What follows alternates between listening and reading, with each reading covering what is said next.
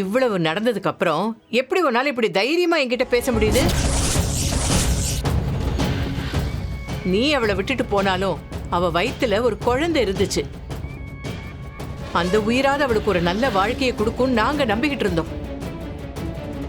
ஆனா நீ பண்ண தப்புல அந்த குழந்தையும் கலைஞ்சு போயிடுச்சு. இதுக்கு மேலே அவ உன் கூட வாழ்வான்னு நீ நம்புறியா?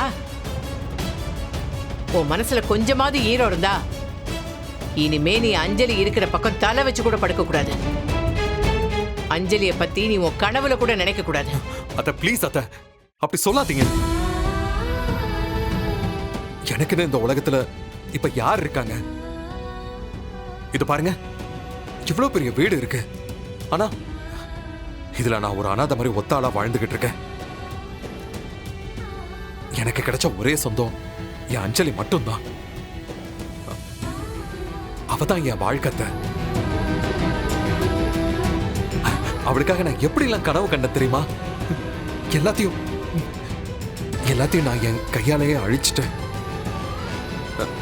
ப்ளீஸ் அத்த, எங்களை மட்டும் பிரிச்சிடாதீங்க. எப்படியாவது எங்களை சேர்த்து வைங்க. நான் திருந்திட்டேன், என்ன நம்புங்க. அன்னைக்கு கூட துளசிக்கு ஒரு பிரச்சனை வரும்போது நான் வந்து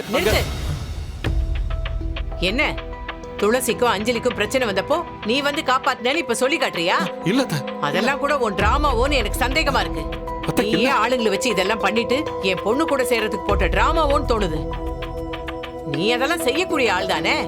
ஏன்னா எத்தனையோ தடவை இந்த மாதிரி செஞ்சு எங்க எல்லாரையும் ஏமாத்திருக்கல. டேய், நீ கொஞ்சமாவது யோசிச்சு பாருடா. என் பொண்ணு நீ எப்படிலாம் டார்ச்சர் பண்ண, எவ்வளவு கஷ்டம் கொடுத்த. இதுக்கப்புறமும் நீ அவ கூட வாழணும்னு நினைக்கிறியே, நீ எல்லாம் ஒரு மனுஷனா?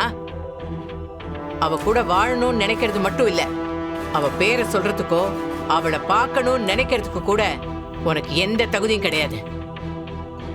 இத்தனை நாள என் பொண்ணு உன் குழந்தைய சுமந்துகிட்டு இருந்தா. அதனால உனக்கும் அவளுக்கும் நடுவுல ஒரு உறவு ஒட்டிக்கிட்டு இருந்துச்சு. இப்ப அந்த உயிரும் போயிடுச்சு. இனி நீ யாரோ அவ யாரோ. இல்ல, ரவுடிங்களை ஏவி விட்டு உன் பொண்டாட்டி வயித்துல இருந்த குழந்தைய அழிச்ச பாவிதானடா நீ.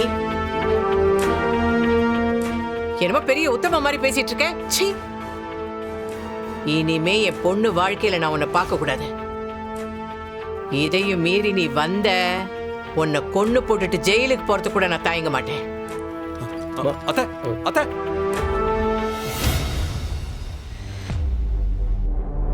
பாசே, உங்களுக்கு நிஜமாலே ஓனர் மேலே அக்கறை இருந்துச்சுன்னா, நீங்கள் அவங்களுக்கு நல்லது செய்யணும்னு நினச்சிங்கன்னா ஓனர் நிம்மதியாக இருக்கணும். ப்ளீஸ் அவங்கள தொந்தரவு பண்ணாதீங்க.